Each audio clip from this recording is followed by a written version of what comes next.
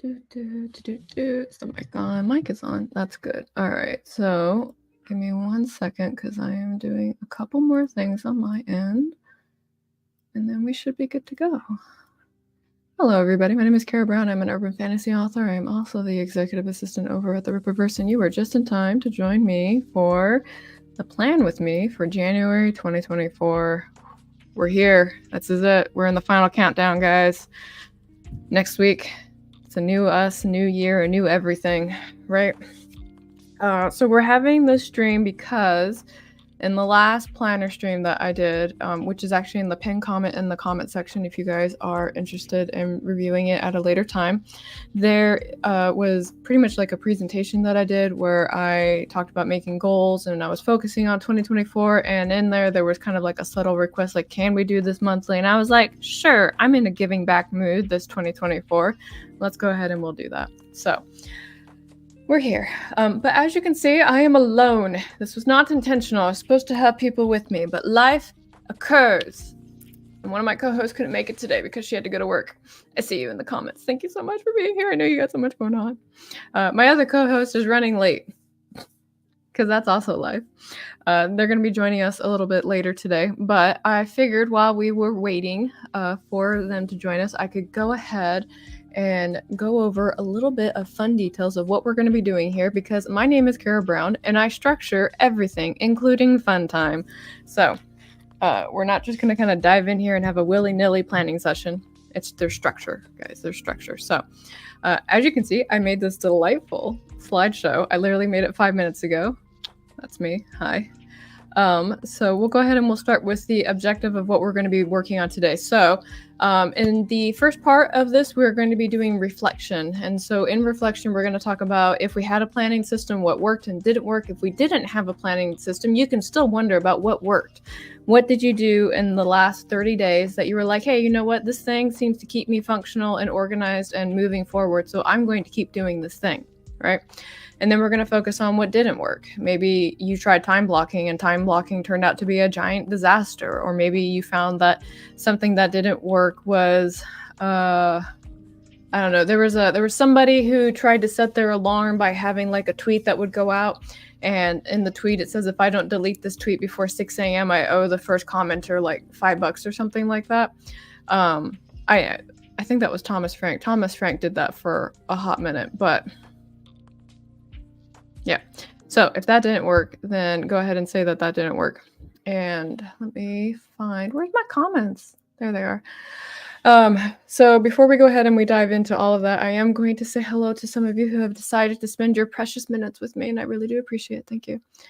The first person that was here was actually Andrew, but for some reason, Andrew, they deleted your comment about if you were doing this right. You are doing it right. Thank you so much for coming today. This is the first step of planning, going to the planning session. Good job.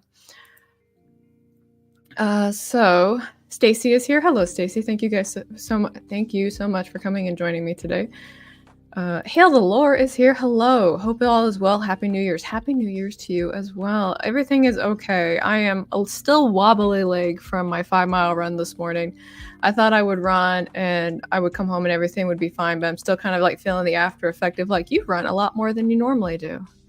Yeah, I feel it mostly like in my feet, and my ankles are protesting right now, so I'll probably have to give them some TLC. Sky is letting me know that notifications work. Fantastic. Mr. Brown is here. Thank you so much for joining us, Mr. Brown. Avery is here. Hail, Avery. How are you doing today? Let's see. Commenting from work, waiting for the dining room to empty so I can clean. You're fine. You know, you gotta work. You gotta work. Don't even be sorry about it. Sep is here, sneaking in like always. Thank you so much for joining us. The tweet thing is interesting. He actually talked about it. I've been following Thomas Frank for a long time, but he talked about it like in a video that he did like 5 years ago. And he said initially it was really good for getting him out of bed, but then he said it ended up stressing him out too much to the point where it was like really wearing on him, so he had to stop doing it. Let's see. And Elle is here. Hello. This is the first time I think I've seen your name here. You are welcomed. I'm always happy to see you. Let's see. Step 1. Now to slack off. You stop that. You stop that. NDA redacted. What are you all doing? the thing, working on the thing. I hope you're working on the planning thing, because why would you come to the planning session if you did not come to plan? That would be weird. That would be weird. All right, so I think that's everybody I have said hello to so far. Yep, I am current. So let's go ahead and we'll move into the reflection part of our planning session. So what worked and what did not work? Did you try time blocking? Did you try using a task list? Did you try to prep everything and found out that you overwhelmed yourself? If you want to share that, please do in the comment section, because sometimes if something didn't work for you, maybe somebody can give you a suggestion about how to try and implement it later. Or maybe there'll be like a group consensus that time blocking sucks. And I'm picking on time blocking because time blocking is probably the one productivity thing that I see people have like a big mixed reaction on. They either love it or they hate it, and I hear a lot of people don't like it. But I also find the people that don't like it are also the individuals that are juggling so many different plates. So it makes sense that trying to time block when they've got so much to do is really hard for them. So what worked?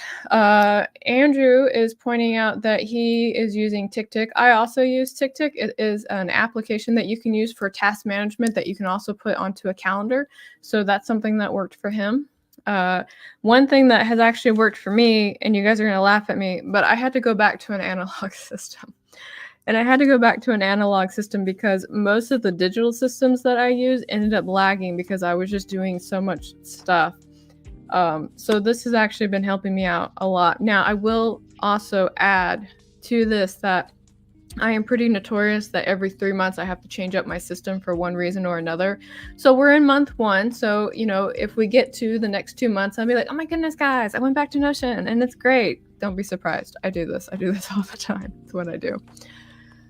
So I'll pick on myself. So what worked for me, like I said, is going to be the analog system. And the other thing that also worked for me is that I actually limited how many things that I had to do within the course of a day. Because at one point when I didn't, right now the sweet spot is doing 6 tasks a day for me. And I found on the days when I tried to do more than 6 tasks, that's just when I got really frazzled and things started to slip and I wasn't paying as much attention to the smaller details that mattered as much as I wanted to. So what I'm going to be doing in this coming month is I'm going to make sure that there's still just 6 tasks on there. And if I see that a day is full, I'll have to like mitigate one thing to another day at that point. So let's see. What else? You know what else actually helped me out a lot? So I've been trying to be better about my fitness, and one of the things I found that helped me is actually sharing my stats on Twitter or Twix or whatever we're calling it, X. And the reason I wanted to start doing that was not because of the dopamine fix that some people get from posting online, but it was like an accountability thing. So I told people I was going to work out, I would post the thing, and it would be like, this thing that I have to do. So that also worked really well for me for my fitness. And on the days that I actually couldn't post, there was like when I was doing I called it Boxing for Boxing Day challenge. And on the days that I couldn't post for Boxing Day challenge, it's because the application that I used for my boxing thing was broken. And I was really sad. So I ended up like running or doing like a whole bunch of other stuff. One time I just played Beat Saber nonstop for like an hour and a half. And I was like, this is almost like the same thing, but it's not. So let's see. And Elle says, I can't do digital. That's why I designed a planner that works for me. So when you say designed a planner, like, did you make your own planner or are you using a bullet journal? Like, what do you got going on there? I'm curious. Let's see. I started stacking my days according to my energy test. Oh, that's really good too.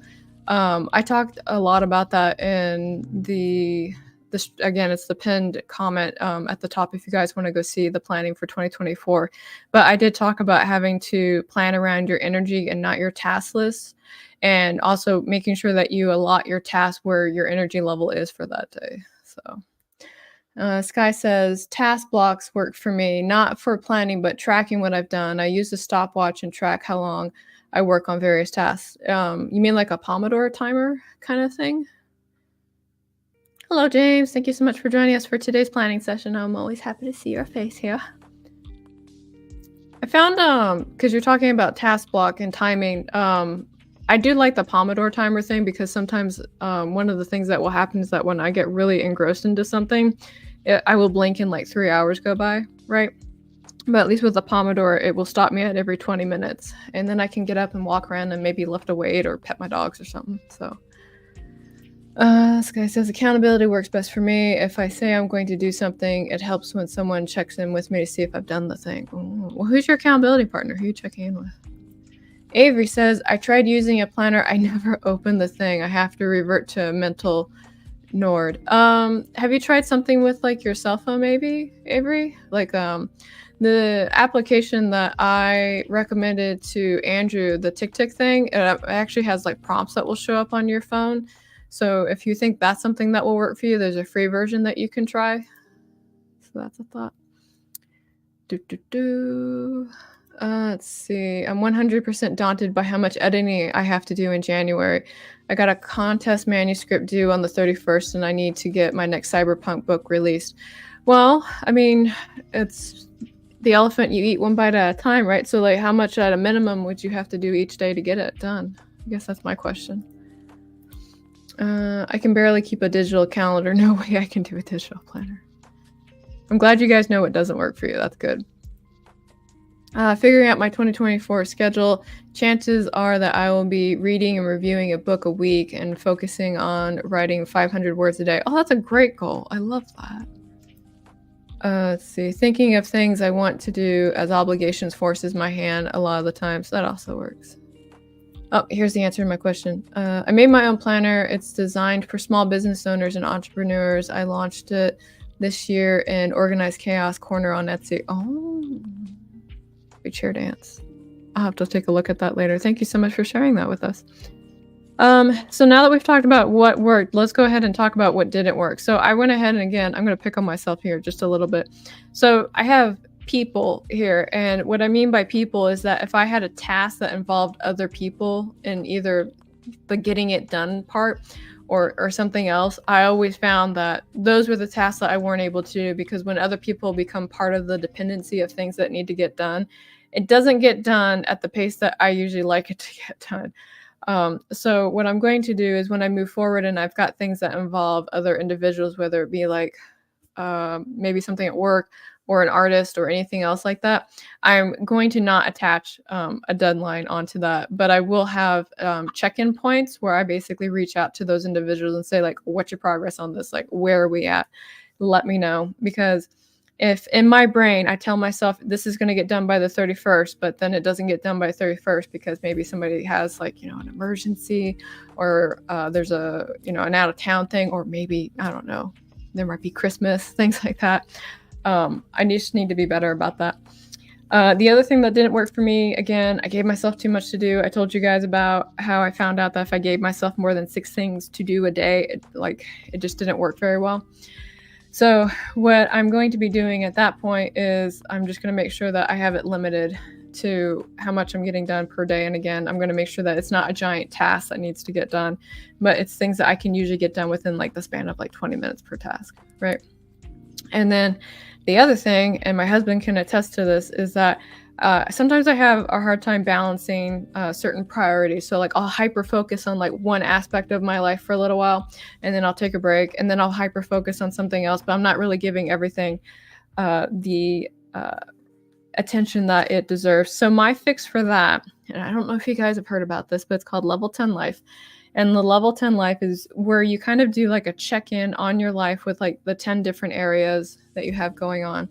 Now, the areas that I have aren't the same as the book that the author wrote, but for me, my 10 areas are going to be work, home, health, professional development, friends and family, spirit, fun, mental health, finances, and giving back, right?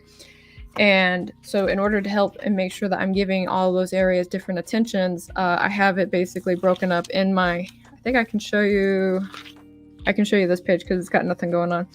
But in my planner, I basically, let's see if I can, you guys can't even see when I'm like all tiny in the bottom of the screen. Oh my goodness. Let's pretend like I've streamed before for a minute, guys. So what I did is right here on this side on my planner, I broke up all those areas. And so I try to assign myself 3 things that have to get done that week pertaining to one of those things. And I'll be honest, like in the last 2 weeks that I've kind of test drove this. Sometimes I can get everything done, and sometimes like maybe 1 or 2 areas suffer a little bit, but it's a lot better than where I was before, and I'm gonna take it. So that is what didn't work and what I'm going to try and do to fix that. So let me go ahead and see what you guys have said. Okay, that made my own planner. Avery agrees. Yes, group projects never work for me. I'm very deadline oriented. So am I. That's when the whip comes out. It depends on where the thing is at. I just want to know where the progress is, so that way in the back of my brain I know like if the thing is moving forward or not. Let's see. It throws me for a loop, so I need to work on that too. Let's see. Stacy says, a struggle to find what does work. I do like this list, but I struggle between too much breakdown and too simple. I guess that's just kind of what we always end up having to not struggle with, but this is why I always want to do like these reflection things, because then we can kind of like think back about like, well, what part of this checklist worked that didn't work before, kind of thing. So maybe by the end of February, I'm going to tell you guys like this level 10 life thing just didn't work out, and I'm going to like throw my planner across the room. I don't know. We'll find out. Sometimes that will happen. We have a new challenger. Hello, Susan. Thank you so much for joining us today. I use the simplest of simple bullet journals, no fancy layouts. Also, why did his name escape me? Carrow. Carrow Writer. The Carrow Writer layout. Is that what you're talking about, Susan? Let's see. Sky says the Forest app has a timer like Pomodori. Pretty certain that's spelled wrong. And a stopwatch feature. During streams, I use the timer. Alone, I use a stopwatch because I tend to hyperfocus too. Yeah. The Pomodori technique. I've never understood it, but I think I work on something similar. I have a simple overall structure of my day, and now I tweak it when it comes out, and non-negotiables stay though. So I can answer at least part of this question for you, Avery. So the Pomodoro method basically is when you give yourself a work period, and some people will change the time that they want to focus on these things. So sometimes it will be 10 minutes and sometimes it will be like 40 minutes. It really depends on what you're doing. For me, the sweet spot is 20 minutes. So I will give myself 20 minutes to focus on a task, and that's all I do. My phone goes on silent. I don't look at my emails. I have all notifications turned off for those 20 minutes, and that's just all I do. And an example of that is, so when I wake up in the morning, I've worked out, I've done all those things, and I come in here to start hammering away at things. I give myself 20 minutes to go through all the emails. And when I go through the emails, I'm not reading and responding to them, but I'm kind of sorting them. I want to say by involvement level, we'll call it that. So what I'll do is I'll throw them into a folder, and if there's an email that requires a quick response from me, it goes into like folder 1. If it requires me to do research, it goes into folder 2. If it requires me to have to call somebody to get verification, that goes into folder 3, because that's going to take me a lot more time. If it's an email that I can forward on to somebody else, it goes on to folder 4. And then by the time I get done going through all of that, I take care of folder 4 first, because that's the easier thing to do. And then I work my way down from 1 to 3 after that. So normally the first 20-minute sprint is me sorting out all the company emails in that manner. And then the next 20-minute sprint is probably me dealing with folders 1 and 2. And then I have 2 sprints typically for folder 3 after that. Because again, if I have to talk to somebody, I have to wait for them to like get back to me or research or do any of that stuff. So that will take me about 4 sprints to go through all the work emails. Let's see. Forest app.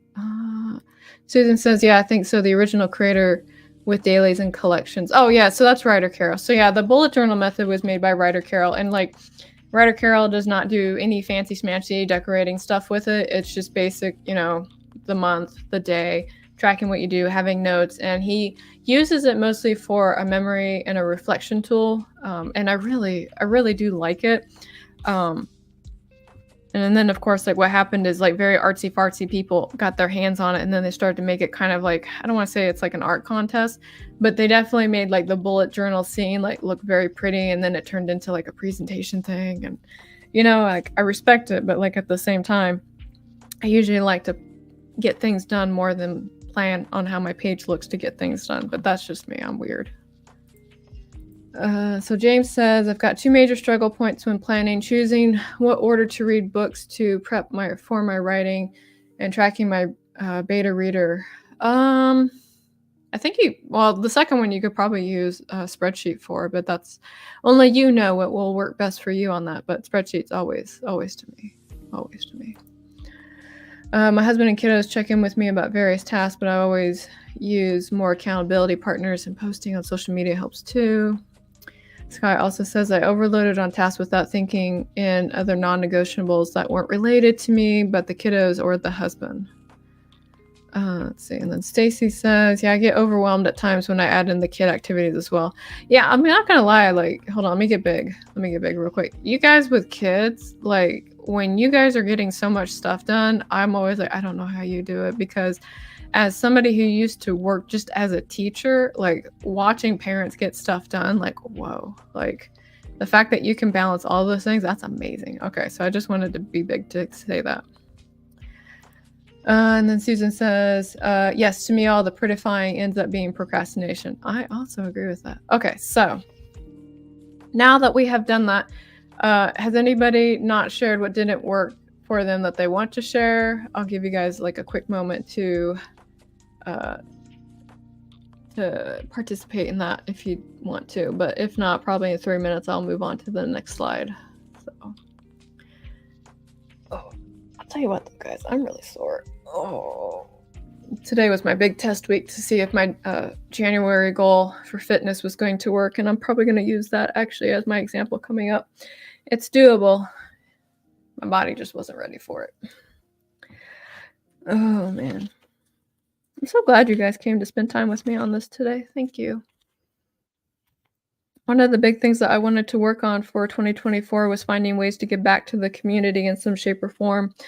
And the write with me and the plans with me, I thought were easy, manageable things that I could do. If it involves me having to edit a video, I'm not going to do it. I'm just not going to. Stacy says, the problem is that we're not balancing. Something is getting dropped, sometimes important things. And Miss Karma's yesterday checkup 2 weeks ago. Oh no. Oh, maybe we can figure out how to make that not a thing as we go forward. So number 3, big ideas. What do you want to do? So if you guys want to share in the comments, we'll go ahead and we'll take a couple of minutes to share what it is that we would like to do for this coming month of January. And these are like your big goal things. Like, do you want, and I mean, like, you don't have to like treat this like a, hold on, let me make myself big again, because I want to be clear about this. And I feel like eye contact will help. You don't have to treat this like a SMART goal yet. I just want you to think about like the big things that you really want to do. Like, do you want to be more fit? Do you want to drink more water? Like, you know, the big thing, not how we get to the big thing, but just identifying what it is. So I will share my things in a couple of minutes, but why don't we spend let's spend 5 minutes. Let me get my timer out. I don't have my timer out. Wow, guys, I thought I was like all ready to be here with you. Nope, I failed. It's okay. I've got it right here. We're going to fix this. All right. So 5 and then 5. Okay. All right. So I'm going to mute myself and we're going to spend 5 minutes talking about this and we'll go from there. So let me go ahead and I will start this timer in 3. Maybe I should put this on the screen instead. No. Okay. We're going to start this timer in 3, 2, 1, and we'll be back in a minute.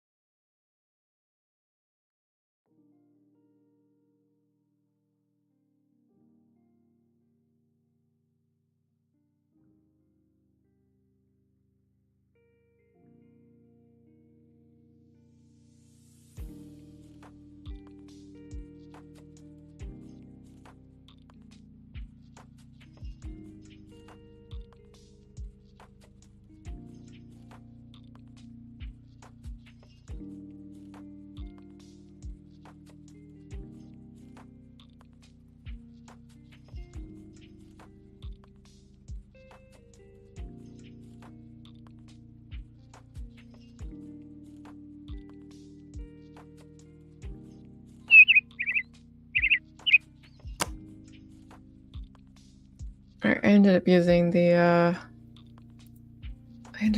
timer anyway because it felt weird to not have it on the screen. So I'm going to go through and see all the things that you guys are going to be working on big goal-wise for this coming month. And I'm also going to make sure that I put this presentation back up. There we go. All right, so what do you want to do? So scroll. So Avery says, throwing out my food addiction, it's so bad. And because I work out, nobody really understands how bad it is. So as a former gym rat, I understand what you're talking about to a point. Oh, I have somebody here. It's an Amy who's muted. Oh, but now she's not muted. I made it! Hello, Amy. Would you like to introduce yourself? Oh, hello, Internet. I am Carrow's friend, Amy. I am a freelance SEO, and I am launching my creative agency in January. Starbear Atelier, that's my logo I made right there. And I know Carrow's going to ask, that is what I am doing today. Oh, isn't it pretty? I made it all by myself. Oh, that looks gorgeous. I love that. Right? Oh, I'm in love with it. I'm not going to lie.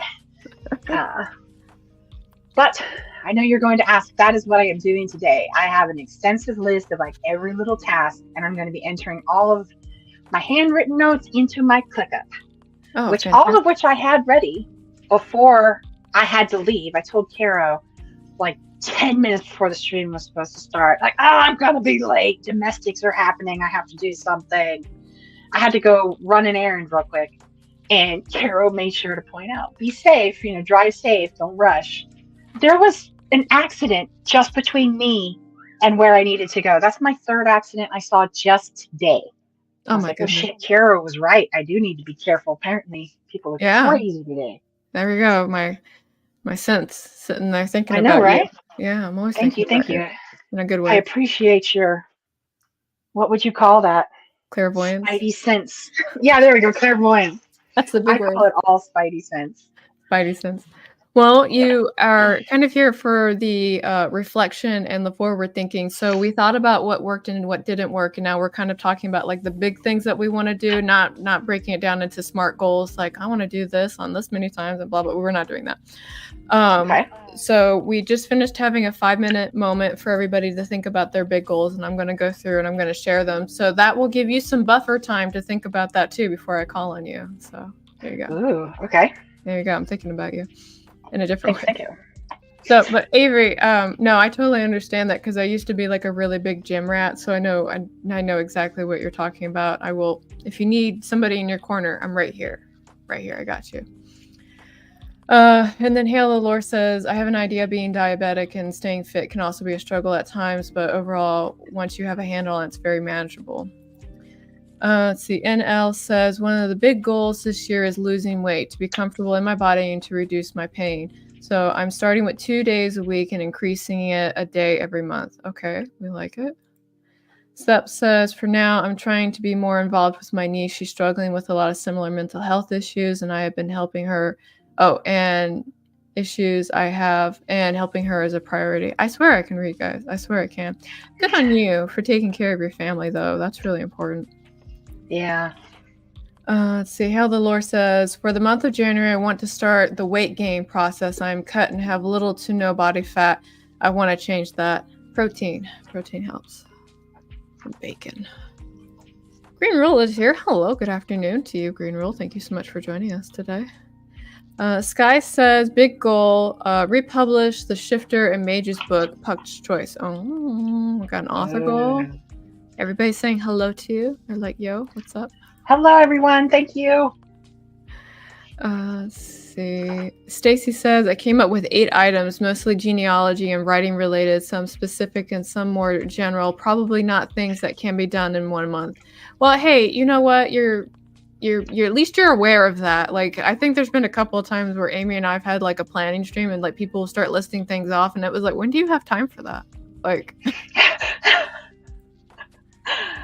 and it's always there is not enough time. There's not enough time in life. And I'm realizing this at 35. Like, if you have any aspirations, there's just not enough time to do it all. There simply isn't. So you gotta prioritize and pick your Sky's been talking a lot about that heart breathing system of good, better, best, where you categorize your goals. Mm-hmm. And I think that's a really good way to sort out your goals so that you can actually figure out what your priorities are. Because that's what kicked my ass last year, was having too many goals. All of them are about 3/4 done, none of which completed. So yeah, that's why I like that level 10 life thing, because one of the things it makes you do is it makes you like have to score yourself, right? As I sit here and I go looking for my spread for it. Turn. By the way, my Japanese friend sent me stickers, and I told myself I wasn't going to put stickers in this planner, and I'm a filthy liar. Filthy. There's a sticker right there. Yeah. I just wanted to share that. Yeah, so for example, so I had to grade myself on where I felt like I was like in all of like these 10 areas. And the one that I'm actually like, I gave myself a 1 on was actually making money as an independent author. It's hard out there. Like, I don't mean this in a negative way, but the market really is flooded. Like, the intro writer group is huge. You really have to put time and work into it to distinguish yourself from it, you know? Yeah, so my hope is I don't want to take that up to a 10, because I don't think that's realistic to do in 13 weeks, but I'd like to get it up to like a 3 or something, right? So from a marketing standpoint, when you're a little fish, growing your following is the best thing that you can do, because invested people will turn into money. If you start putting your money into ads and stuff like that too soon, it's not to say that it's a waste, just that the margin is real small that you'll be successful. Networking, building that audience and all that kind of stuff, when you're small fish, that is success for small fish. That's how you turn into meating fish. Yeah. So on that note, when I made my goals for this month, I focused on like my areas that were the lowest, and it's like this is what I'm going to focus on, because I've already got like the routines needed for like all the other things, so it's not like I have to like go spruce those up as much as anything else. So so for the author and the business goal thing, I actually started doing author services, so like, you know, editing manuscripts and ghostwriting and stuff like that. So I started doing that, and I actually have one big client that's going to take me 3 months to do. So that was like the big priority. Like, that's the thing that always has to get done. So I put like that as number 1. And then after that, I gave myself like a really manageable goal of like making like $5 off of Kindle a month.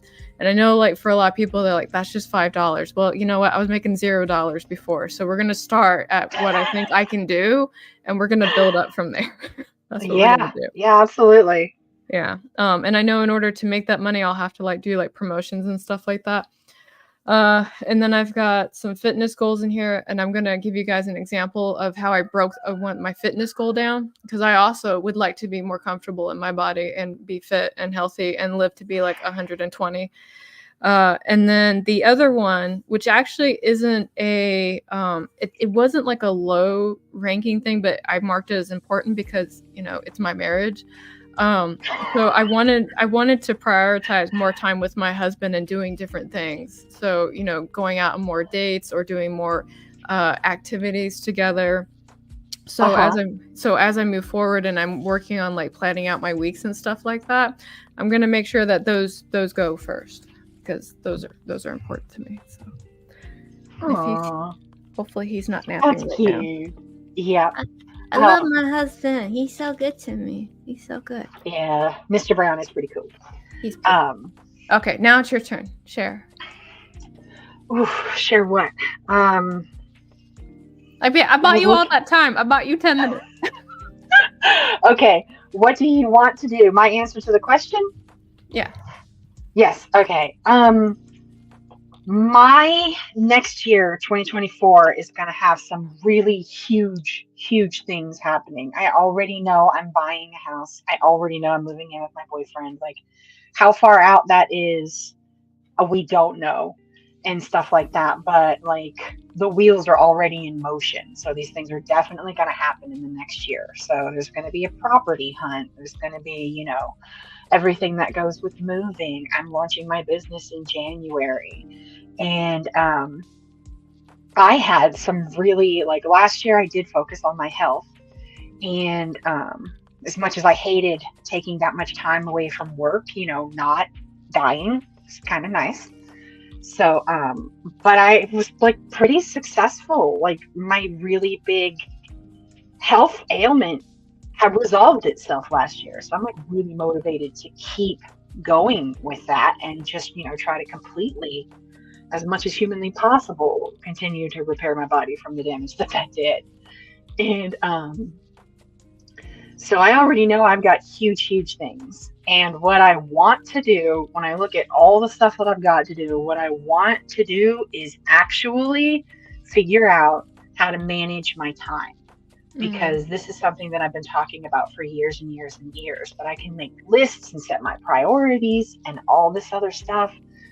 And I want to learn that skill, I think is a better way to say it. What do I want to do above everything else? I want to learn how to actually implement that skill because, the demands are coming at me, whether I'm ready for them or not. So if I can learn that skill that's universally beneficial, I think that that's going to do me the most good long term because, as you well know, after 3 years of guiding me on my journey of trying to learn that skill, I have not yet mastered it.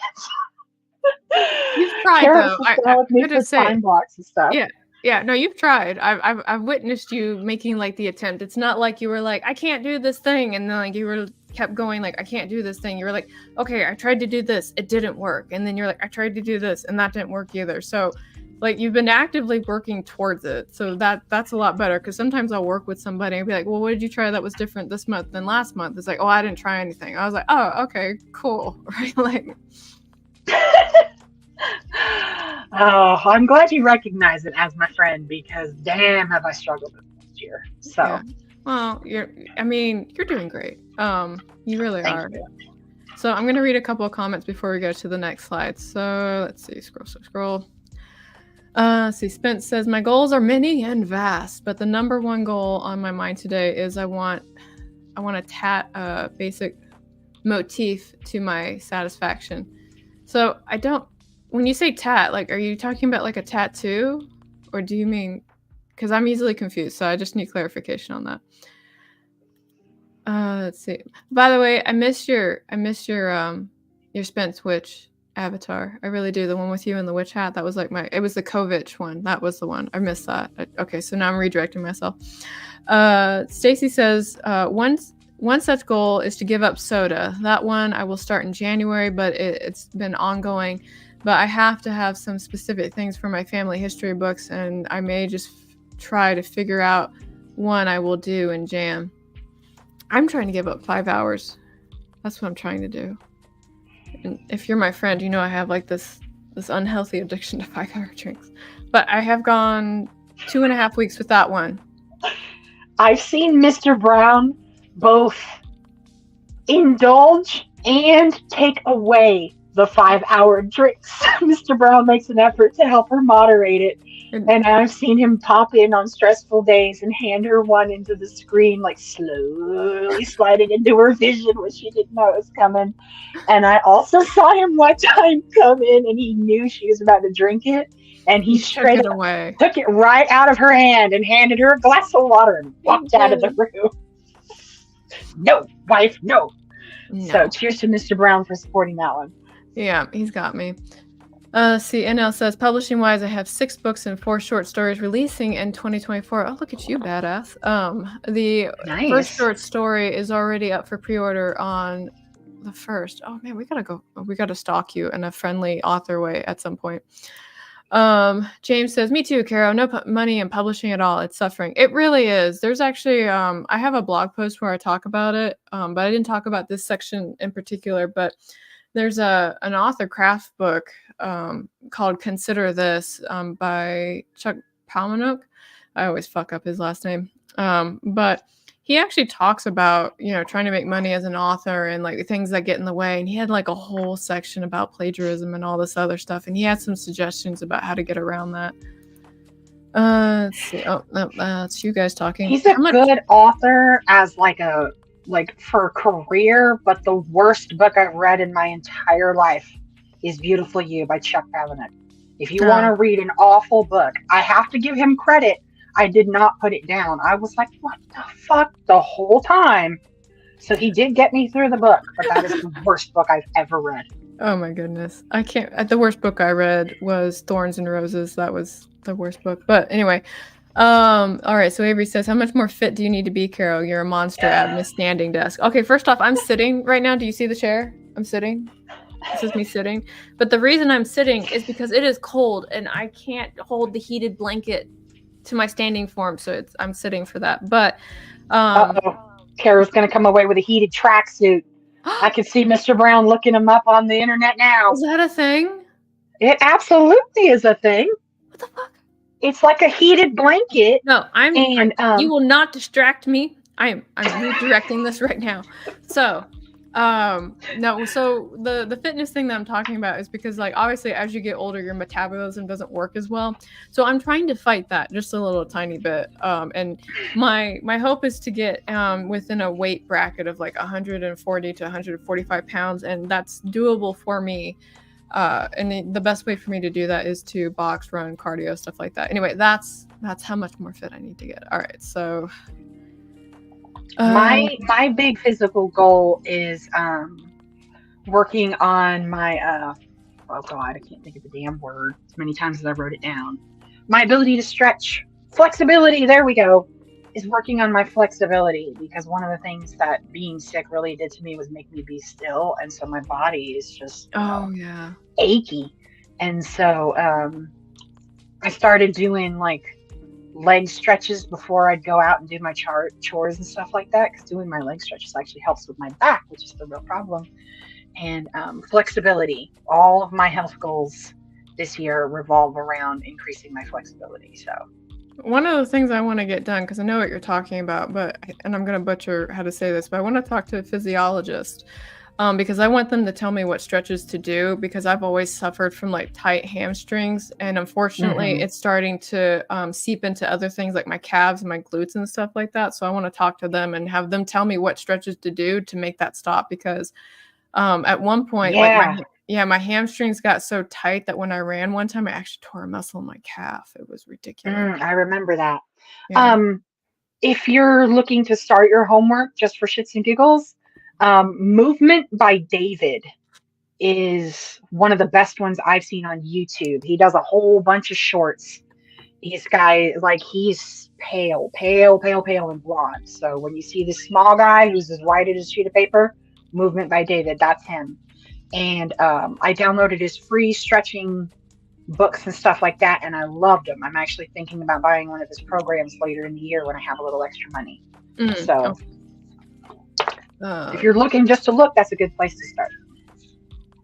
Let's see. Oh, alternative. Okay, sorry, I'm trying to catch up with all of this stuff, so I apologize. Avery's just agreeing with you. I don't know how I feel about this. Let's see. Tell Amy to look into isometric stretches, increases mobility and range of motion. Yeah. Yep, that's it, Avery. That's the stuff. Yeah. Oh, it looks like he knows. I realized. Yeah, right? That was what got me, because I realized something was wrong when, like, I'm sitting in a chair right now, and even right now, after starting to work on it, if I drop my pencil on the floor and lean over, even in a chair with no armrests, reach down and pick up my pencil, my back will cramp enough that I'm like, like pounding on the desk waiting for the cramp to go away. And I was like, something's wrong. So yeah, isometric stretches for mobility and range of motion. High five, Avery. We like Avery. All right, we did all that. We're moving on to the next slide. All right, so what do you want to do? So now we get to move into trying to break it down. So I'm picking on myself again because it's easy for me to do. I don't want to pick on anybody else here. But so obviously, like I told you guys, be fitter, right? So what I did was I kind of broke down what that was going to look like for me. So one of the things that I want to do is I want to do 40 minutes of cardio a day. So that's either going to be boxing, running, or it's going to be Beat Saber, right? And that was the test thing that I did this week, where I was like, is 40 minutes of cardio a day something that I can reasonably do? And I tested it out this week, and the answer is, it is. Yes. But it only works in the morning. If I don't do it in the morning, it doesn't get it done. Right. So for that. Oh, me too. It has to be first thing. As soon as I start work or housework, I'm not taking time out for myself. It has to be first thing in the morning. Yeah. So in the morning, I'll do it before work starts getting active. If it's too dark outside, then I'll do the boxing workout. But if it's like today, I woke up at 8, so I went running as soon as I got up and then came back. And then again, Beat Saber for fun cardio, because sometimes boxing and running all the time, that gets really tedious. At least Beat Saber, I can feel like I'm some cool like Sith Lord or something. But and then the other thing for that is no alcohol. And part of the reason that I'm avoiding alcohol, other than the multiple reasons about why you should avoid alcohol, which is not today's topic, is because when you actually drink alcohol, it releases a hormone in your brain that makes you think that you're hungry when you're not, right? And if there's one thing I know about myself, it's that when I start having like a tumbler of whiskey, I'm suddenly like, I need some munchies. Like, let me just go ahead and start baking a whole bunch of cookies or make some sandwiches or whatever, right? So I'm not going to do alcohol. I'm actually not going to do alcohol for the entire year. That's my big 2024 goal. But in order to make that happen, I have to tell everybody, right? Hi, I'm telling you guys I'm not drinking alcohol. Hello, peer pressure. Yeah, I'm not drinking. So I'm avoiding alcohol. I'm telling everybody, and I'm explaining why I'm not doing it. I'm also learning to say no thank you to stuff. And the reason for that is because sometimes when you're out at social occasions or stuff like that, people are like, let me buy you a drink. And you're like, okay, I'll take a Diet Coke. And it's like, what, you don't drink? And it's like, no, I don't. Oh, yeah. I've had that conversation so many times because I just don't drink. Like, I just don't. And yeah, it's a skill. I'm not going to lie. Sometimes in some settings, when I don't fucking feel like dealing with it, I will take like a beer and to go to the bathroom, dump it out, and fill it up with water so people think I'm drinking when I'm not, just because I don't feel like dealing with a bunch of dumb drunks. So sometimes I cheat. Well, I know for me, it's like, because Sep said something, because they said, like, when I drink, I don't eat nearly as much. There's a book, it's called Alcohol Explained. If you're new to the channel, you may not know this. I talk about this book a lot. But it's the book that when you go through like the AA program, I think they kind of need to hand it to you as a supplemental material, because it actually explains like chemically what happens to your entire body when you give up alcohol. And one of the interesting things is that because alcohol is kind of like an emotional number, right? When your body starts to like figure out how to reprocess emotions again, it stresses you out. And some people go back to drinking because they don't know how to cope with it. And I remember when I was reading that, and I actually ended up like going through a couple of blogs of people where they were documenting their journey about quitting drinking. And about at the 2-week mark for every vlog where people were recording this, they all had like some kind of like emotional anxiety moment. One guy recorded it when he was like in the bathroom. He's like, I don't want to be here and I'm freaking the fuck out and I don't know what to do. And another guy got in his car. I'm saying there's women that did it too, but I'm thinking about the two guys because they were able to articulate it better. But one guy got into his car and he's like, I needed to get away from people because I feel so sad right now and I don't know why. And I'm just really upset. Right. And that was like basically the brain being like, hey, you've got feelings, enjoy. And you're like, no, I don't want these feelings. So I've heard a little bit of like parallel psychology, for lack of a better way to say it, for people getting over trauma too. When you find yourself suddenly in an environment where you don't have those constant stressors, your body has to learn how to reprocess emotions. And I've heard people talk about that as well. Yeah, there's another good book that talks about that. It's called The Body Keeps Score. And so The Body Keeps Score is another book that I often like to talk about with great abundance, mostly because so for those of you who don't know, I actually did my master's in psychology. And one of the things that I originally wanted to work with, so I wanted to work with here, hold on. It's about us right now. I'm going to put my face big. So when I was initially doing my degree in psychology, I wanted to work in clinical psychology and I wanted to work with people who had autism. I also wanted to work with veterans who had PTSD. And on the surface, I know you guys are like, those two things have nothing in common. But if you've ever met these two demographics, they have a very big Venn diagram. So much overlap. Yeah, they have a lot of overlap. And those were two areas that I was really big on. And when you're working with people with PTSD, you have to learn a lot about trauma and the things that they go through. And my experience prior to that was when I worked for a nonprofit group that was supporting women that were recovering from domestic and substance abuse. So I used to watch when they would come to work. Now, I didn't like facilitate the program. I should put that in there. I actually managed a coffee shop that the women were sent to work so they could be re-socialized. So I was like the supervisor. So sometimes when they were having like moments, I would have to be kind of like, I really want to be like empathetic to you, but I have to be your supervisor, right? So, Yeah. And watching them kind of push through, or have, in some cases they reverted. And in a couple of cases, I had to be a hard ass with like some of the women because they're like, I'm just having a bad day and I just need a good cry. And it's like, I need you to work, right? So, but that was some of my earlier experience, along with being a military brat and working with people that had to go overseas and do spec ops and stuff like that, right? So I've always been really interested in kind of like how trauma was working with the brain and how it affected the body. And the Body Keep Score actually talks about that in so much detail with a lot of different case studies. So here's food for thought. Celebrities, right? Performers, actors, stuff like that. When they develop an illness, 90% of the time they're developing something that affects their ability to remember or their ability to speak, right? Parkinson's, dementia, throat cancer, all that stuff, right? It's not like a leg cancer or anything else like that. It's the thing that they actively use to do their job.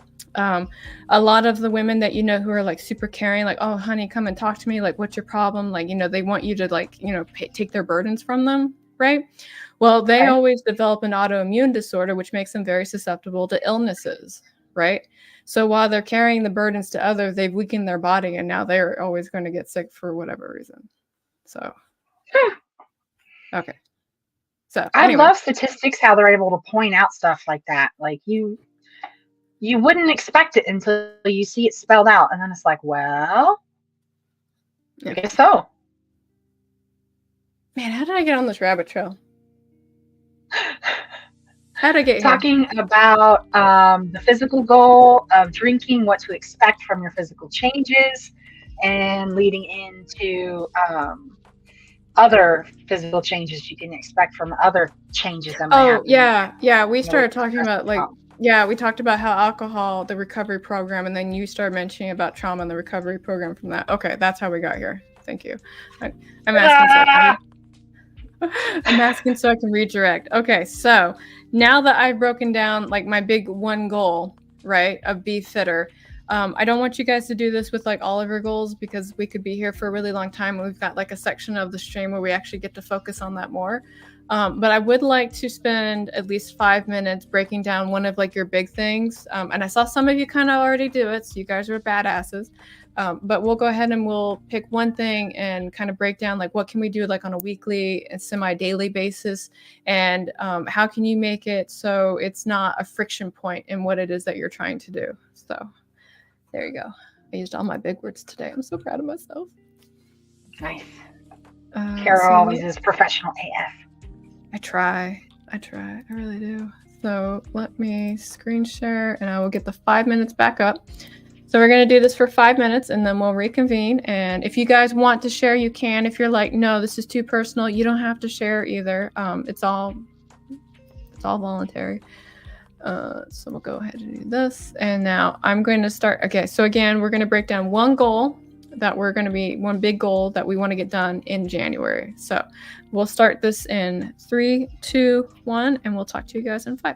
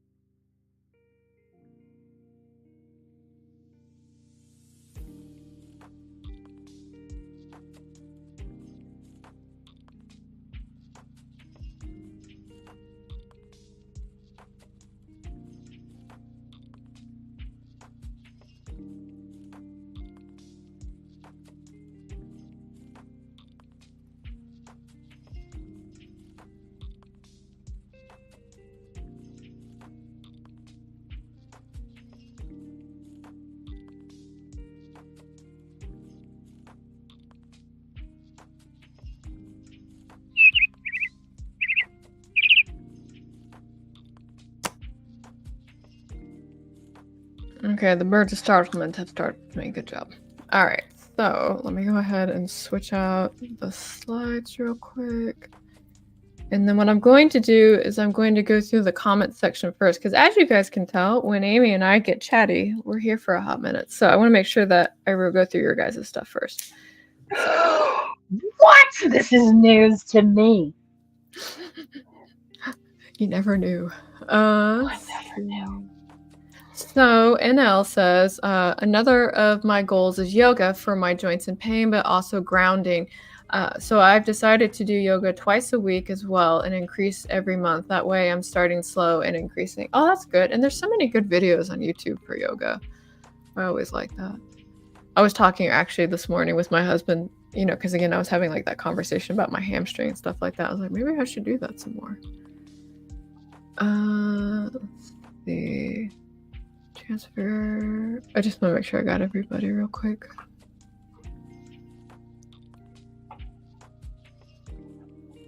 Let's see.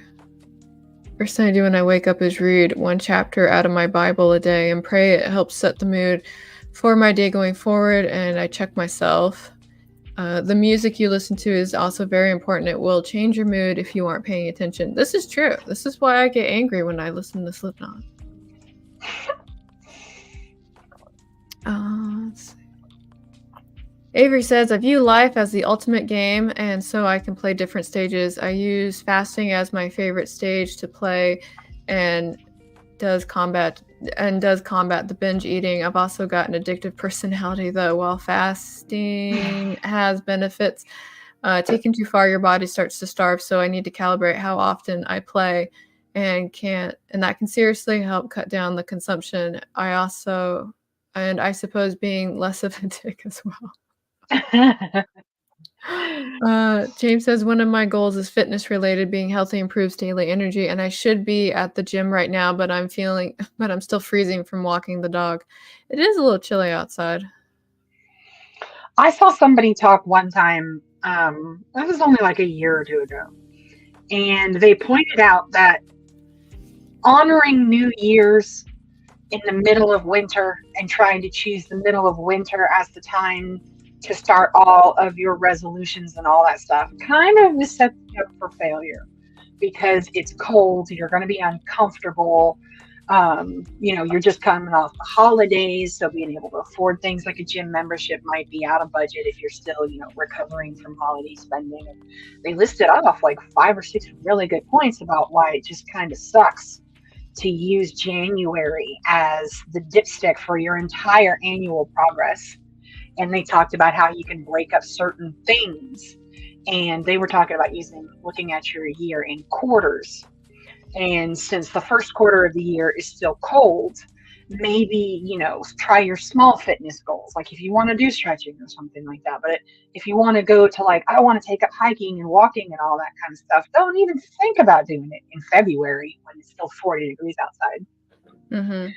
And it was just perfectly timed for me when I heard that to be like, oh, yes, good advice. And instead of using it as an excuse to wait until it got warm to start doing exercise, because I don't actually have very much extra space in my living space. All my exercise stuff happens outside. And as Carrow well knows, I hate the cold with a burning passion. Like I'm wearing a hat, socks, slippers, and 2 blankets right now. And the heat is on.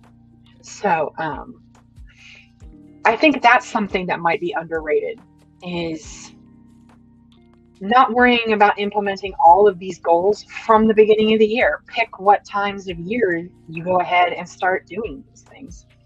Mm-hmm. It's advice I have not acted on yet because it's still new to me. So I'm just putting that out there as food for thought. Yeah, when I know in the winter, like my energy levels like really dive. So like when I was like, I think all the way up until the 22nd, I was having such a struggle bus session with trying to do physically related things, like to the point where I think one day I don't sleep in very often. So when I tell you that on a weekday, I slept in until 7, that's big for me because I don't do that. I usually wake up at 5. That is big for Carrow. Yeah. Like one day I woke up and I went to work and I got the work done and then I went right back to bed. I was so tired. And that's a big thing too. I'm a tree hugging hippie. In the wintertime, when there's only like 6 hours of daylight, I get like almost nothing that requires me to not be in the house done. And it's hard when I set, like anything that requires outside time. It's hard for me to incorporate until like April. So, yeah. Sorry, I was thirsty for a minute. Okay. So when we're talking about making goals and implementing them, I always like to ask this one question of like, what can you control? And the reason I ask that is because for those of you who aren't aware, that's like my favorite phrase. If you're not aware, at the start of this year, I had like a major author crisis. And the reason I had a major author crisis was for two reasons. One, the amount of energy and money that I was trying to put into producing works wasn't yielding what I considered to be a satisfactory return at that time. And then the other thing is I kept running into roadblocks. And I ran into roadblocks because of other people that were part of the process. So I had one editor and she said she was going to get done with my book in a month, and she didn't get it done for like 4 months. And I was like just so upset about it, but not upset about her because like she had a medical thing that came up. Right? Like I'm not going to be addicted to somebody who's like in the ER. Yeah. And so when you guys are making these goals, my question for you is to kind of go back and revise, like, what are things that I can control to like make them possible? Or do you have, or have you made goals that are contingent on other people? I think it was earlier. I can't remember if it was Stacy or if it was, let me move this mouse over. It was either Stacy or it was... No, I lost the name. I think it was Stacy. Stacy was talking about quitting soda and about how like initially, and check me if I am wrong, about how after the initial like challenge of quitting soda, it ended up coming back. So did it come back because there was soda in the house, or because it was more convenient, or because it was super easy to do? Because I know in my house, if there's, and one of the big things that I made kind of a thing in December was I said no booze in the house. Because if I know that there is booze in the house, the temptation to go have some is like really high, right? So what I could control is basically saying none. This house is dry. We're having none. And I'll tell you what, like that helped a lot for me. So what are things that are related to your goal that are within your control, and what would be the friction point, aka what would be the outside influence that would like get in the way of doing that? And I'm actually going to pick on you first, Amy, and make you answer that question.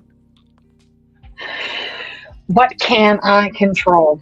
Well, I think the only thing that I can really control is moderating my workload, because the other areas of my life, except for my physical health, are things that do require other people. Or, like I'm waiting for this person to do this, or I'm waiting for, I have to be available during these hours to help this person with that and stuff like that. So I can't count on myself to be able to be productive during, those 2 hours when I know I might need to leave the house. And so, what I can control is making sure that I don't have too much on my plate at one time and then overwhelm myself and then, get mad. So, moderating my workload, I think, is going to be my official answer. What I can control is my to-do list. So, keep it reasonable. That's so smart. Thank you. Look at you being so smart. I'm trying so hard, dude. I feel like Carrow and I have known each other for like almost 5 years, and Carrow has helped me so much. Yeah, I know YouTube and the internet for all of history doesn't really care, but I think it's 6 years. It's 6 years this year. This is 2024. Yeah, because we met in 2018. I think so. I think you're right. My Google memories. There was like a couple of years there where Carrow and I were studying tarot together, and we do our readings for ourselves. And then, if we were like, hey, whatever, we'd share it with each other. And I had a Google memory pop up that was already like 4 years and 3 months at the time. And I was like, oh my God, Carrow, that means it was 4 years ago when we were doing this. We've known each other even longer than that. And now that you say 2018, I think back to what happened to me in 2017 and 18. Yeah, that sounds about right. Yeah. So, wow, we're friends. We've been friends for like the long game. I know, right? but yeah, I've learned so many things, and I feel like this launch of this creative agency has got me really excited because I've learned so many things over the last couple of years. And now I see a trajectory that I didn't before. And Carol has held my hand. She forced me to get my website in the first place, which, was still a sham website, but it was a big step for me. And Carol has held my hand and given me free life coaching and all that other stuff. So thank you for being my friend, Carol, to take a moment to talk about us. Thank you for being my friend and listening to me when I'm having you guys aren't like present for like the Carrow moments, but like Amy's been like at ground zero where like I start losing like my shit, and she'll like quietly like listen to it, and she'll be like, "It's gonna be okay, friend," and I'm like, "It sucks. I hate it." Or every once in a while, Carol is like, "The stupid, Amy, the stupid, it's so big." I'm like, "It's okay, Carol. We're going to make it through the stupid. It's okay." I can't deal with this. What's wrong with these people? I found this hilarious picture of like a pencil line drawing of this crow, and it's sitting butt down on the ground. Its legs are out in front of it. Both of its wings are flopped over to the side, and it's looking up into the sky. And its beak is open, and it's just like, with a bunch of A's. Like or a raven, some kind of big beak blackbird. And I was like, "Oh my God, Carol, I saw this." And I was trying to find like a sticker I could buy to send to her, but it was just a piece of art off of DeviantArt, so I couldn't send her. Like, "Carol, I found your official sticker." It's true though. It's so me. I love ravens as well. I don't know if you guys know this, but like I've got like, I'm not trying to flex, but I've got like 2 of them right here. So it's Hugin and Munin from Norse mythology. And one of the delightful things about being out here in Texas is that my house actually has a lot of ravens. Now, I want to be really clear. I like looking at ravens. I make a point to not feed the ravens because when the ravens know that you have food, they will stalk you. And I'm not ready for that commitment. So I look at them and I like, "Oh man, they're really pretty birds. I don't feed these fuckers. I don't do it."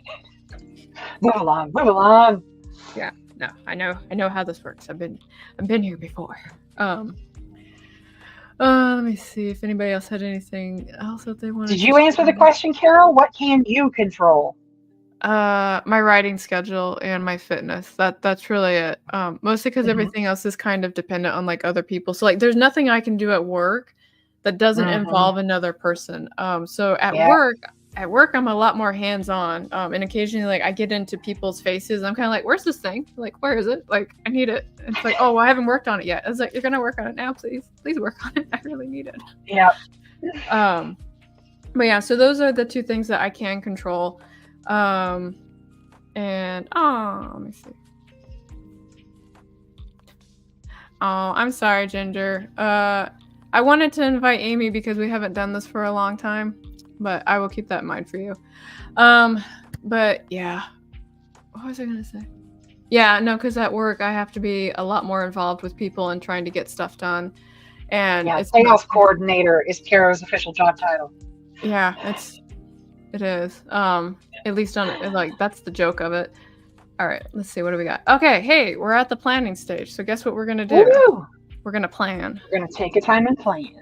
Yeah, we're gonna take the time and plan. Now, this is not gonna be like writing sprints where I just tell everybody to be quiet, unfortunately, because I find that doesn't always work, and then people kind of like leave. But what I would like to propose while we are all working on getting our month set up is if you have a question that we kind of talked about while we were here, like you see right here on the bottom, I've got a mouse cursor thing right here. Right here on the bottom, if you just put a Q in front of it, and you ask the question, I'll be happy to answer, or maybe somebody in the chat will answer it. So, because one of the nice things about all of us coming here and planning together is that we plan together. So, it's time to plan, Amy. Let's do this. Let's do this. So let me find my banner. Okay, so free chat while we're planning. Okay, so here's what I'm gonna work on because I haven't worked on it yet. I'm going to work on getting my level 10 stuff kind of set up because I found that if I started like kind of making sure that certain things were already kind of here, it made me not overcompensate. So I'm going to do that for a minute. What do you mean you just got the notification, Misty Kate? I've been here for an hour and a half. Yeah. YouTube let me down. Man, you too. Rude. All right, so let's see. I'm going to focus on work first. All right, so. Okay. I am going to finish what I started on the 5-minute sprint. I added the default social media agency template to my ClickUp. It's just a free template. And I'm going to customize it because I'm about to be managing 9 different social media accounts. Oh, so I no am big deal. not thrilled about that. I like to make money, but I'm not crazy about social media.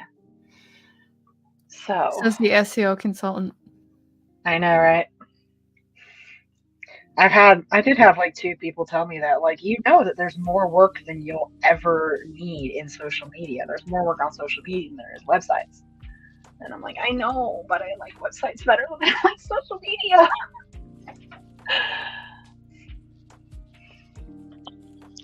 Have fun at the gym, James. American Mary. All right.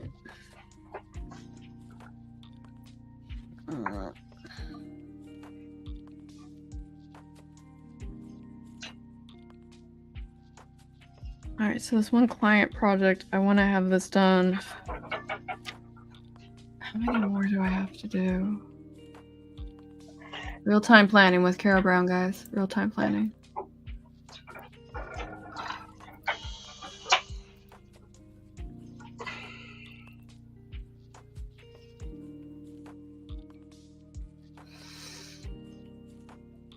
All right, let's say there's 20. Okay.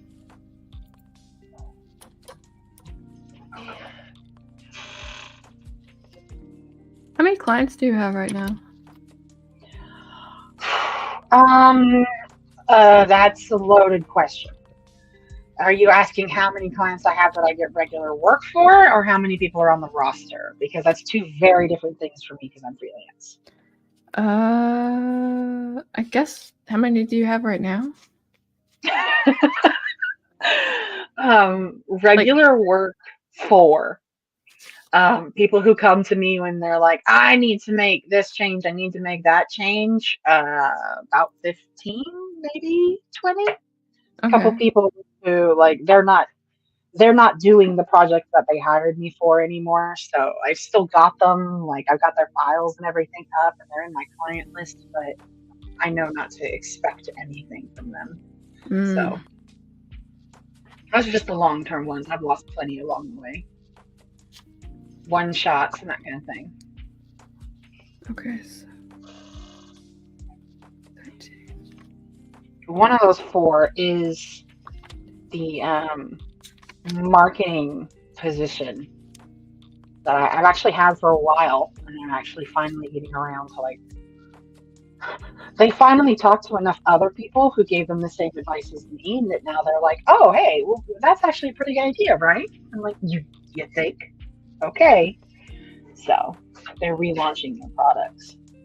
So I've been rebranding and that kind of thing for the last couple of months, and I'm helping them rebuild their social media presence. And one thing, they just picked a whole new name, and they're like, "Yeah, we're done with this one. We're gonna call it this and do it this way now." So that one's actually the easiest one because it's like starting from scratch. Oh, that's not bad.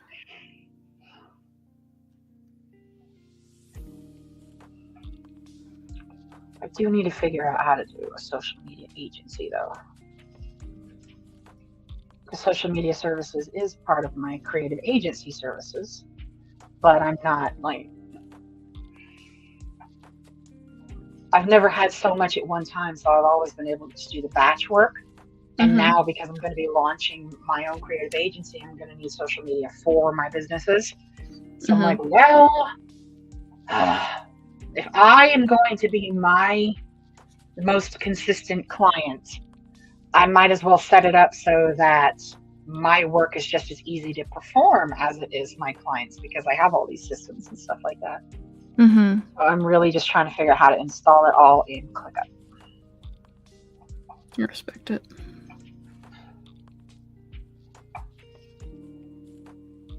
how do you manage your freelance client work versus your in-person warehouse work?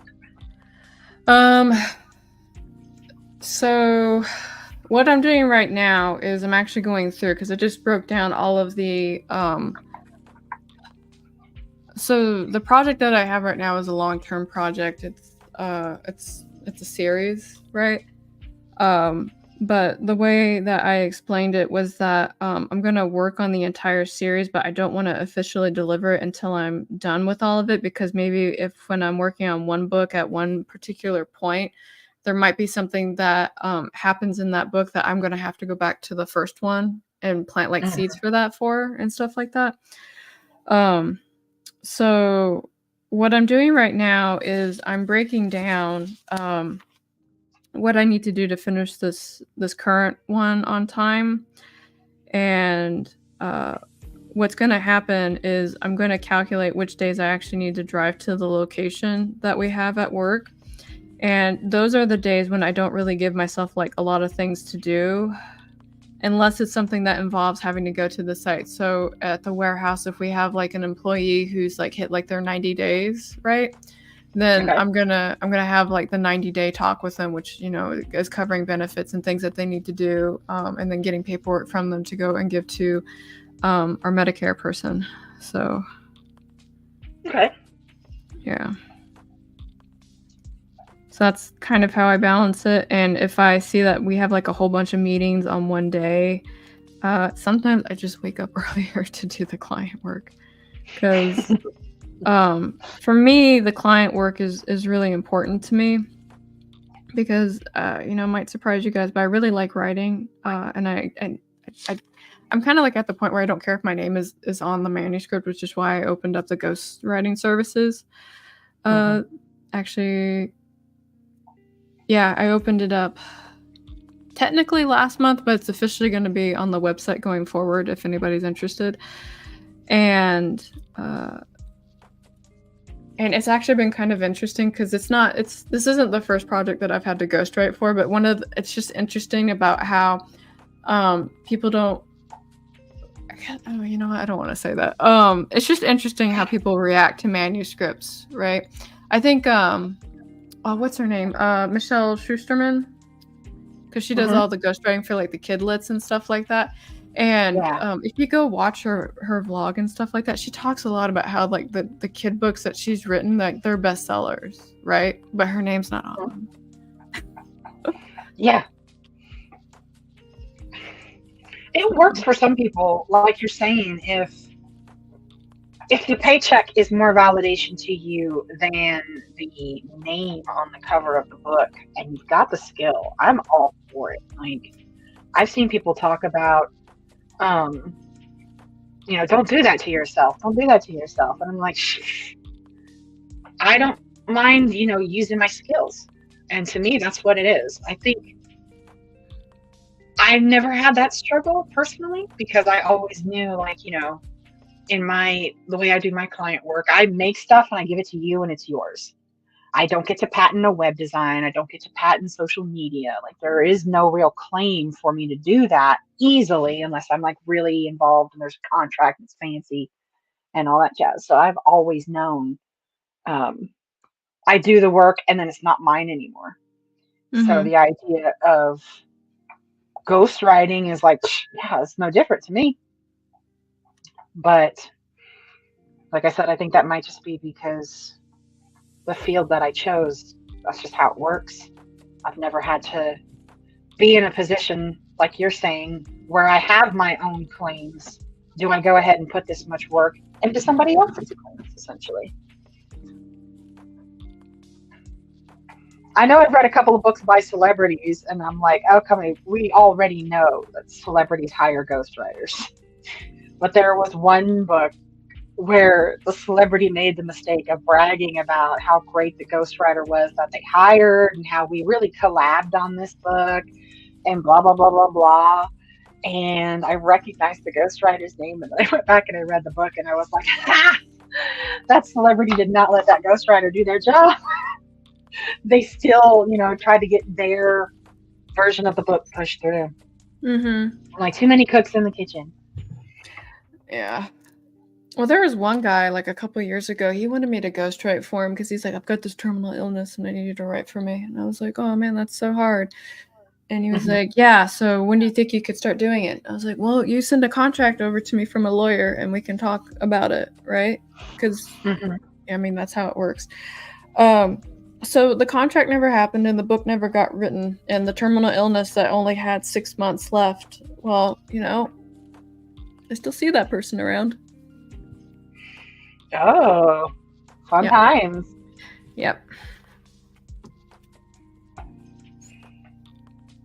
little bit of tea. I won't put any names out there, but like that was the thing that happened. I was like, oh, come on now. Yep.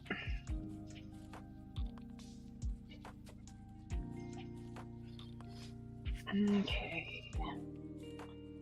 I love these ClickUp templates, but they always come with dates and priorities set on the tasks. And then the template tasks that are not actually my tasks show up on the same list with my calendar and my priorities. So I have to go back into every single list and delete those things.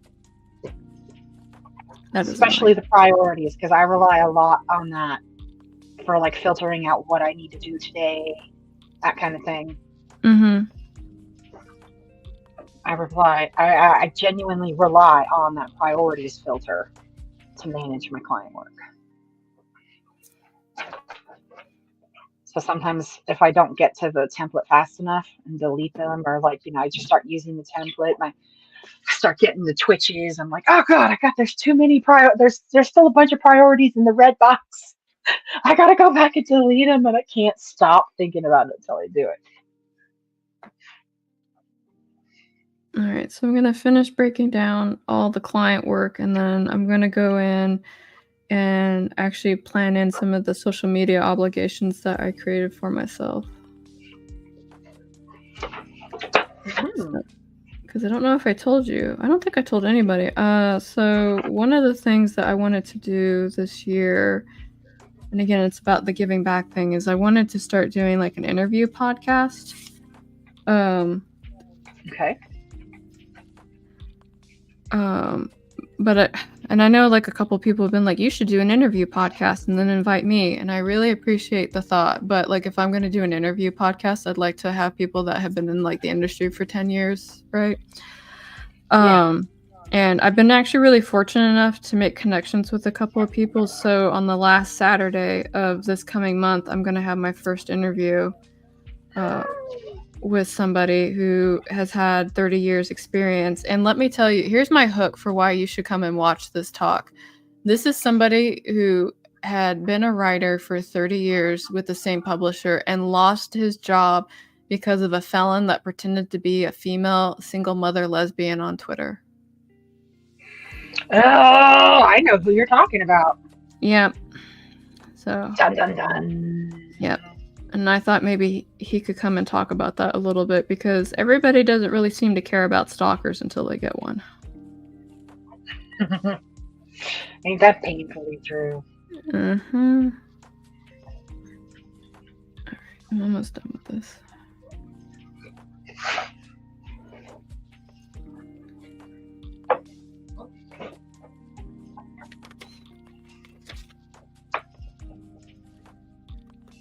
What I'm going to do is reread that.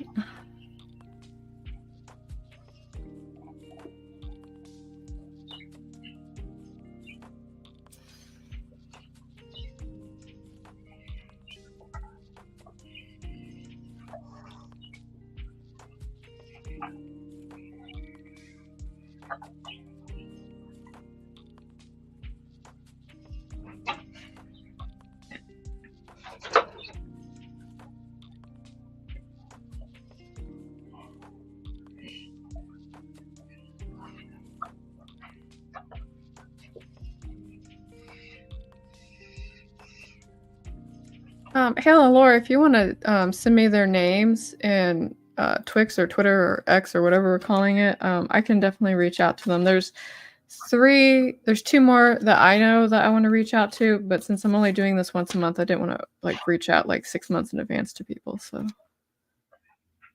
okay. So, all right. Okay, so I finished doing the client work. I'm going to go look at work for a minute.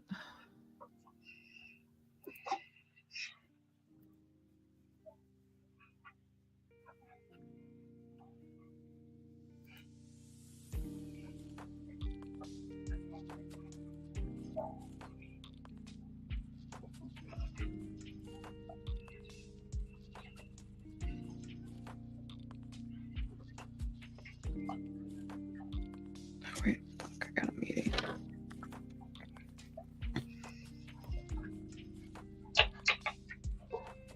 Okay, all of the dates are gone. So now I can connect my fancy new business calendar.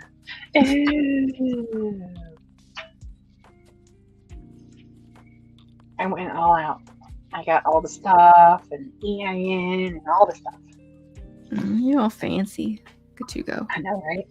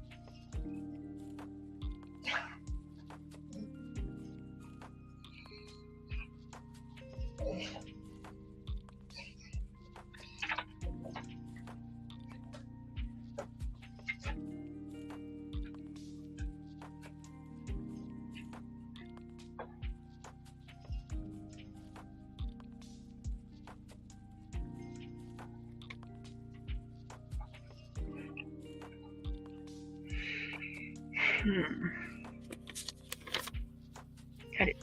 No one.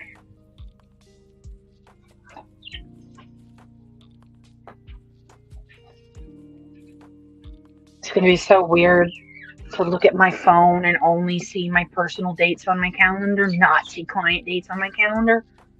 I'm moving over whole calendars between accounts. It's going to be so weird. Did you do that on purpose? I messed something up. Did you do that on purpose or? Yes.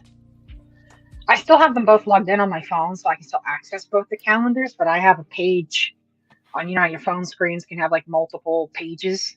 Mm-hmm. One of them is just for clients, and I have my Google Calendar, and then across the top is my like 4 client apps, including ClickUp. So like if anybody says anything and I need to do something, or you know, like I collab with several clients in Discord, so I've got Discord up there, ClickUp, and I can't think of what the other 2 off the top of my head are. But I'm trying to move everything that is client over into the agency slowly but surely. I'm not going to try to do it all before the launch, but piece by piece, everything that is my work is going into the agency. Nothing's going to have my name or my email or anything on it. Mm-hmm. Okay, now I'm going to go in and add in all the weekly meetings I go to, so that way I don't overbook myself.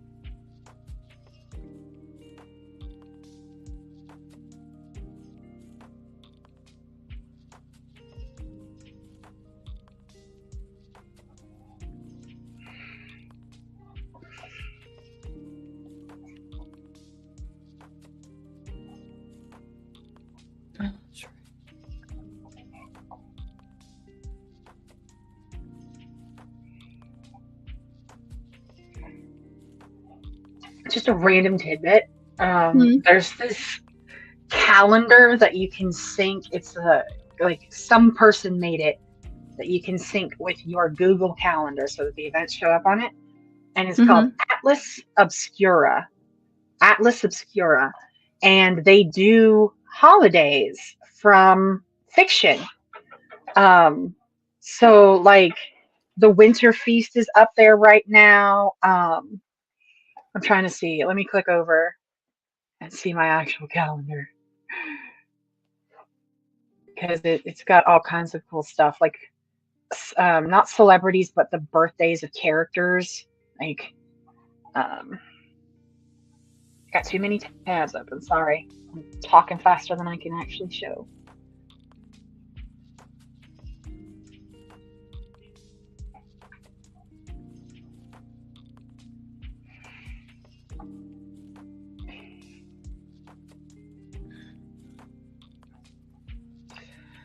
But it does all kinds of stuff, like holidays in different, like Star Wars universe, Star Trek universe, birthdays from fictional characters like Scully and Mulder from X-Files, Gimli, all kinds of fun stuff. What is going on here? Like today is Interstellar Alliance Day from Babylon 5. That's amazing. Stuff like that. Right? It's random, but it's fun. Like we didn't have enough international whatever days. Now we have international fictional days too. And you can sync it with your Google Calendar. I'm definitely adding it to my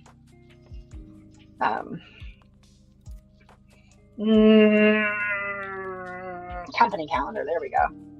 Good job, Amy. Good job. You got this. What I've been trying to find, and I fear I may have to make it myself, is I'm trying to find a Google Calendar where somebody has compiled all the holidays.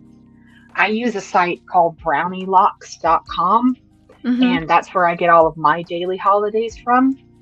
And I wish they made a Google Calendar, because this is run by this one woman, and she actually goes through and like she's done her best to vet these holidays. She'll provide a link if she has it sometimes. Like she's actually put effort into vetting that all of these holidays are on the days that she says on the calendar, but she does not make a Google Calendar that I can just sync. So then I have that information when it comes time for all this social media planning that I have to do. So I still have to go through and I have to go to her website, take the notes, and then enter it in. I can't just sync the calendar and then see the stuff in the next tab. It's like 3 more steps of information I have to go through, and I really wish I didn't, but I love it so much.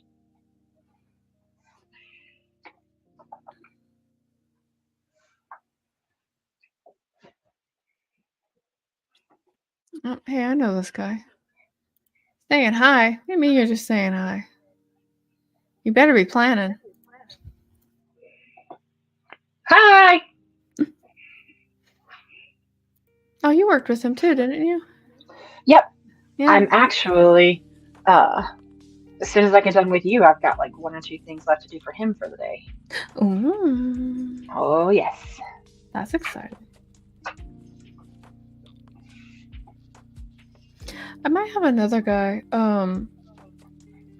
Again, like if there's one thing I like to do, I just like to randomly throw Amy at people. But I have somebody else actually that might need your services. I'll give him a poke after we're done. Oh, snap. Today is bacon day. I had bacon today. This is a fact. Did you? Yes. Oh, man. I might have to go find something to put bacon in. I'm glad that you can eat bacon again. I know, right? It was awful, but the dark days have passed. You've recovered. I'm so happy for you. I know, me too. Thank you, thank you. Mm-hmm. Falling Needles Family Fest Day. I don't even know what that is. Okay, now I need to plan my nail date days. Your what? My nail dates when I get my nails done. Oh la la. So that way I'll stop biting. Let's see, the 13th. Okay. Okay, today is also Peeps Day. Like the little marshmallow peeps.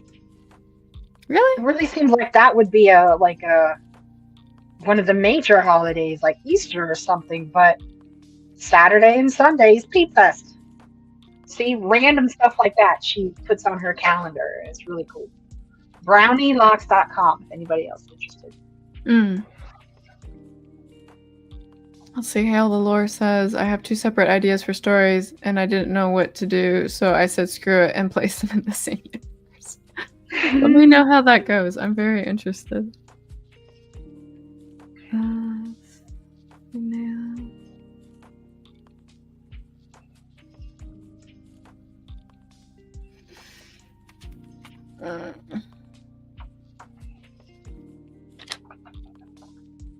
Oh, that's not gonna happen that day. It's not gonna happen that day either. What am I gonna do? When am I gonna get my nails done?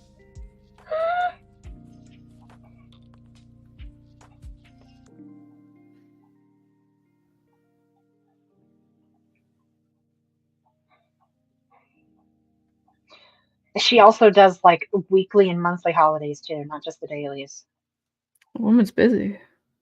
Yeah, this calendar is huge, really expensive. It really helps because my clients are in completely different industries. And so, I can look on that one list and be like, oh, well, here's 4 ideas for that one, and here's 4 ideas for that one, and 2 ideas for this one. And yeah. Kari says, no shame to anyone who likes them. Peeps are not a favorite of mine. I actually sent somebody Peeps, and they were like, it tastes like chemicals. And I was like, okay, I'm not sending them to you again. I'm sorry. Okay, so now I have to put in my friend dates because I have mandatory friend time I need to do.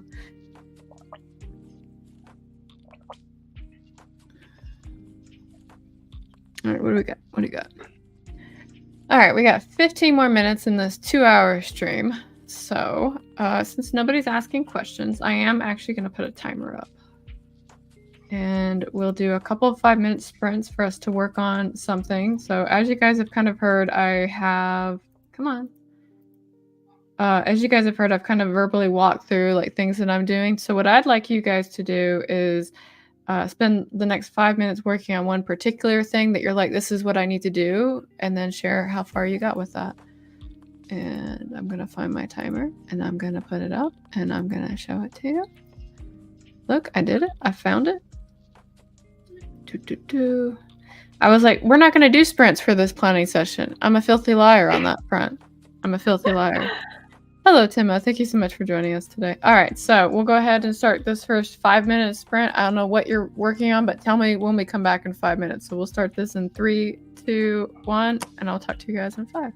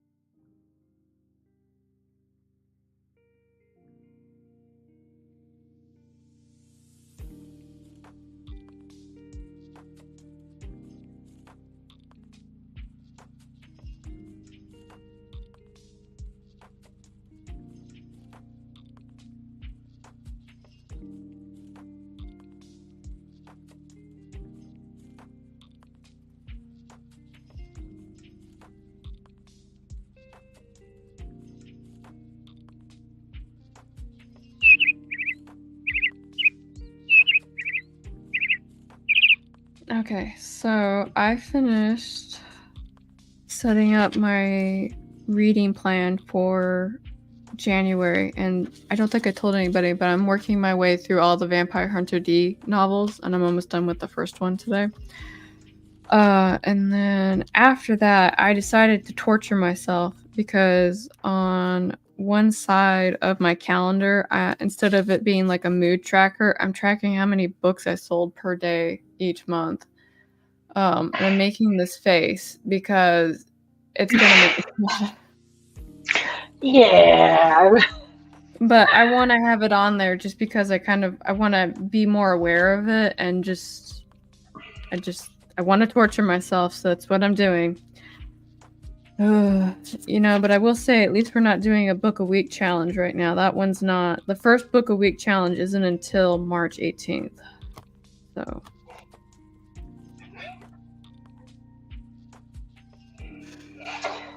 I am going to try to do a reading challenge, but I think I'm just going to do the 52 books in a year.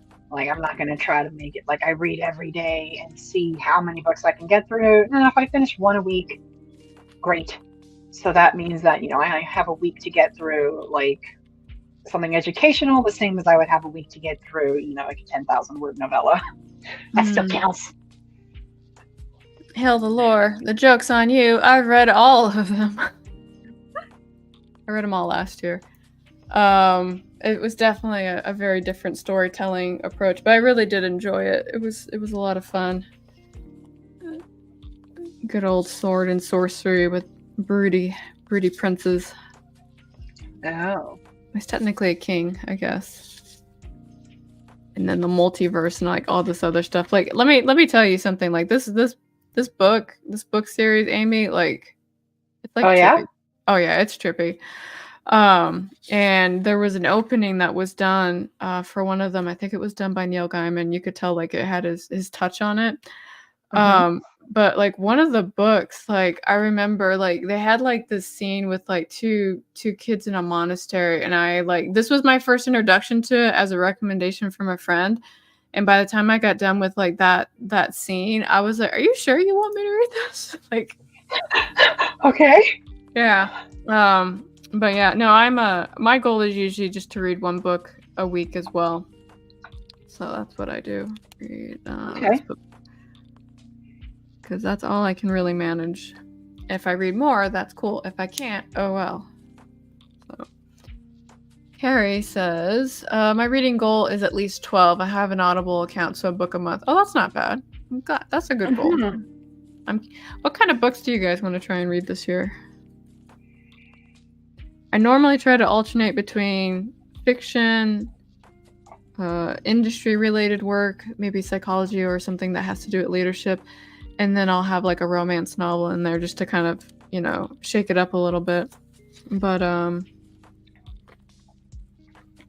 basically, I'm just spending this entire month just spending time with Vampire Hunter D, and I was like, I deserve it. I want to be with this broody vampire guy. And what? Go ahead. No, go on. You got a minute. Go. I am taking all of my industry-related reading, and I'm counting that as study time. So anything that's not industry-related is up for grabs for my reading goals. So it can still be professional, but not industry-related. If it's marketing, I'm counting that as studies. Give myself a little bit of grace because I do so much reading trying to understand stuff. Especially when you have to keep up with what's going on within your particular profession, because SEO changes daily. Yeah, absolutely it does. All these Google, has anybody else noticed these obnoxious Google Chrome updates? I've been getting one every couple of at least one a week for the last month. It's getting on my nerves. And the SEO community and the people who actually count on those algorithms, and that is their career, is understanding it. They're going cray. Not pumped. Oh wait, I finished this yesterday. I finished something. I'm gonna write it down. What was yesterday? The 29th? Okay. I'm updating my trackers now. Oh, look. Okay, this is our last sprint, and then we're going to be done with the 2 hours. So I'll see you guys in 5.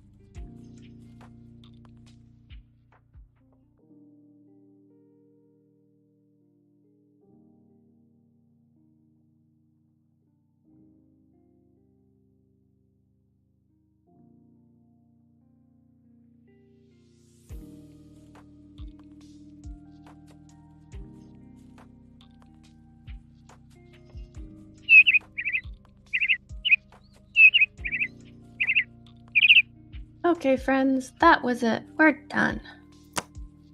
Hope you enjoyed those 10 minutes of us with our heads down and looking at our planners.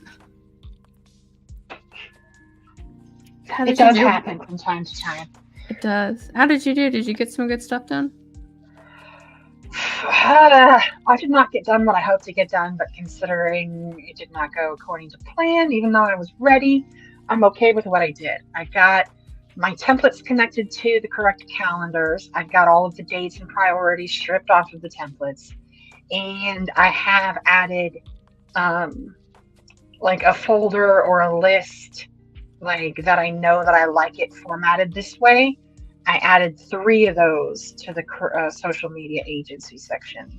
So I feel good considering I've been here for, an hour and a half. I feel good about the progress I made setting up the Starbear Atelier ClickUp for social media. Fantastic. I can't wait for you to finish launching your company. It's going to be so exciting.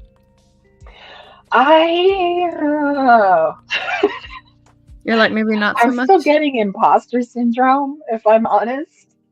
Still getting imposter syndrome.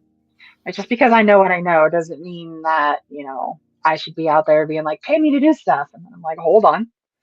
I saw some work. I was reminded of this about a month before I really made the decision to launch the agency. One of my clients was working with a different marketing person, and they were making a presentation that was meant to go to distributors. And they had 18 slides in the presentation. 3 of them were relevant to the distributor. The other 15, of the other 15, 4 were relevant to the product, and the other 10 were talking about like the science and the history behind the product and stuff that's compelling in your marketing, not in your distribution propositions. Mm-hmm. So I was like, I don't know how much they charged this person, but I had to kind of gently let them down and be like, hey, these 6 slides are like, these are good. These are really valuable. Not so much the other 12. Mm-hmm. And I was just kind of reminded, like, there are people less knowledgeable than me out there, and they are beating feet and earning their money. I shouldn't feel bad about wanting to do the same. So here we are. It's going to be great. I can't wait to watch you be great, because it's going to be so good. Carrow has a little list of things like life accomplishments that she has set for Amy. And one of them is for Amy to get minions. And then when I told her that I was going to get an agency, she started cracking jokes about like, all right, when do we start interviewing the minions? I was like, not yet. It was in my 5-year plan I made 4 years ago. So I'm just letting you know. Uh-oh. Now I feel like Carrow's got a checklist. Carrow's going to be like, nudge, nudge, you're falling behind. Of course I have a checklist. Who am I? Oh my goodness. I know, right? And it's in a spreadsheet, no doubt. It sure is. And speaking of who I am, why don't you tell everybody who you are, where they can find you, and all that good stuff. I am Amy. I have made it a point to not be on the internet. I do not have any social medias or even a website, really, which is part of the reason why I am launching my creative agency, Starbear Atelier, in January. So there's absolutely nothing up there right now. It's just a big blank box. But starbearatelier.com will be my website where you'll be able to see all the stuff that I do and rates. And yeah, I started out as an SEO and web design, and now I do social media too, and newsletters and a whole bunch of virtual assistant stuff, basically. And I'm launching an Etsy shop with downloadables and print on demand shit. So it's all coming together after 4 years. For now, you'll just have to wait until the website goes up. I guess that's the answer. Thank you for having me and letting me chit-chat through all of my planning with you. I look forward to next time. Yeah, we'll have a great time. So for those of you who don't know, my name is Carrow Brown. I'm an urban fantasy author. I'm also the executive over at Ripperverse. And now we've come to the part of the stream that you are all actually really here for. It's when I pet the dogs. There are exactly 20 likes on this stream.